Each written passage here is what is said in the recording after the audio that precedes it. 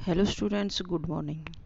आज मैं आपके लिए लेकर आई हूँ हिंदी ग्रामर का नेक्स्ट टॉपिक है क्रम के आधार पर क्रिया के भेद।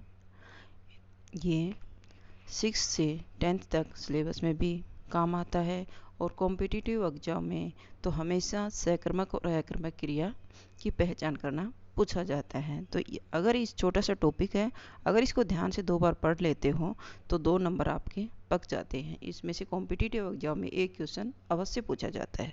तो चलिए स्टार्ट करते हैं। क्रम के आधार पर क्रिया के भेद। क्रिया किसे कहते हैं? वाक्य में जिस शब्द या शब्द समूह से किसी कार्य की करने अथवा होने का बोध होता है उसे क्रिया कहते हैं। क्रिया किसे कहते हैं? जहाँ किसी काम का करना या होना पाया जाए उसे क्रिया कहते हैं।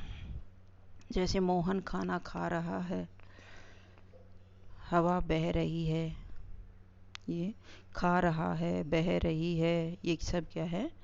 क्रिया है। तो क्रम के आधार पर क्रिया के कितने भेद होते हैं? क्रम के आधार पर क्रिया के 2 भेद होते हैं, सकर्मक और अकर्मक क्रिया। अकर्मक क्रिया जहाँ क्रम की आवश्यकता नहीं होती वो अकर्मक क्रिया कहलाता है, और सकर्मक क्रिया जहाँ क्रम की आवश्यकता होती है, जहाँ वाक्य में क्रम की आवश्यकता होती है वो सकर्मक क्रिया कहलाता है। तो चलिए इसका डेफिनेशन देखते हैं। अकर्मक क्रिया वाक्य में जिस क्रिया का फल कर्म पर न पढ़कर कर्ता पर पड़ता है। जिस वाक्य में क्रिया का फल कर्म पर न पढ़कर सीधा कर्ता पर पड़ता है वह अकर्मक क्रिया होती है।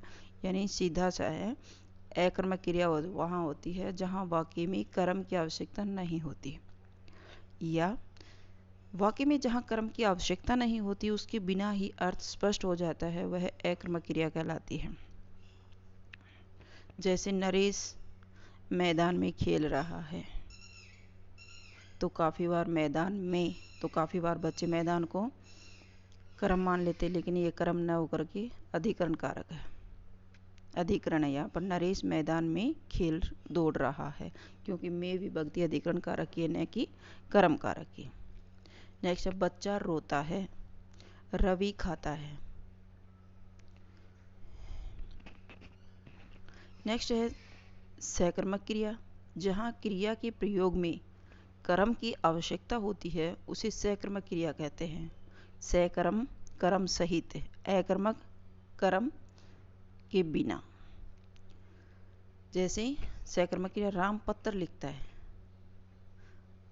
तो पत्र क्या है? यहाँ कर्म है, तो यहाँ सकर्मक क्रिया है। लड़के ने बेर खाए, तो बेर यहाँ कर्म है, तो ये सकर्मक क्रिया है। नौकर पानी भरता है, तो पानी कर्म है, यहाँ सकर्मक क्रिया है।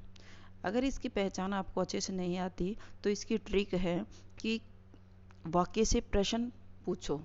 अगर आपके प्रश्न पूछने से उस प्रश्न का जवाब तो मिल जाता है, वो सकर्मक क्रिया है। और अगर उस प्रश्न का कोई आपको जवाब या आंसर नहीं मिलता, वहाँ अकर्मक क्रिया है। जैसे राम पत्र लिखता है, राम क्या लिखता है? तो हमारा जवाब हो गया पत्थर, तो पत्थर कर्म है, तो ये सकर्मक क्रिया है। मोहन ने खाना खाया, मोहन ने क्या खाया? कर्ता के बाद प्रश्न रखो, तो मोहन ने क्या खाया? आंसर में मिल गया खाना, तो खाना कर्म है, तो सकर्मक क्रिया है। मोहन खा रहा है, तो प्रश्न करो मोहन क्या खा रहा है? तो ये खा रहा है, लेकिन ये नहीं पता क्या खा रहा है, तो हमारा कोई आंसर ही नहीं मिल रहा, वहाँ अकर्मक क्रिया है।